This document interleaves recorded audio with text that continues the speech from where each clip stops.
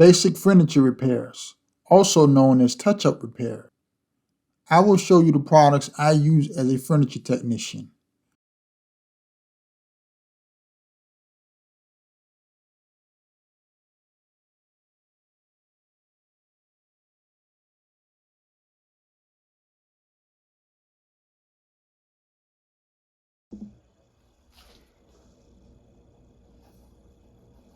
I chose to use Blendoss because of its malleability.